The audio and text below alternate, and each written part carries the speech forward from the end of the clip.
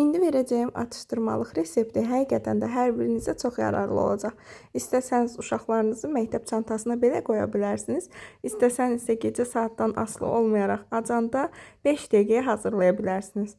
Deməli, uzun lavaşlar götürürsünüz və yaxud da yumru lavaşlardan da istifadə edə bilərsiniz. Mən uzun lavaş almışdım deyə 2 lavaşı 6 hissəyə böldüm. Kənarda Holland pendirini, sosiskanı, ondan sonra biberi, pomidoru hamısını doğramışdım. Holland pendirini də tyorkadan çəkmişdim. Bu formada hamısından az-az əlavə edirəm, amma ilk öncə lavaşımı mayonezləyib ketçuplayıram. Əlavə etdikdən sonra kənarlarını bükürəm. İstiyorsa zövqə görədir, yəni istəsəz vura da bilərsiniz, vurmaya da bilərsiniz. Kənarlarını bu formada büküb bilinçik formasında beləcə qızlar bükürəm.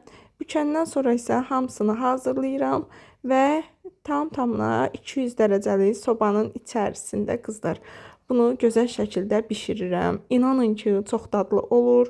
Sevəcəksiniz, əmin olun. Mütləq qeyd edib takip atmağı unutmayın. Və qızlar, evdən çalışmaq istəyənlər, pul qazanmaq istəyənlər, gəlir əldə etmək istəyənlər mütləq mənim əlaqə nömrəmə yazın. Yeni aksiyamız başlayır. Mütləq sizə kömək edəcəyəm.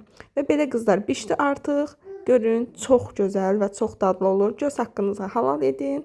Hər birinizə hazırlayanlara nuş olsun.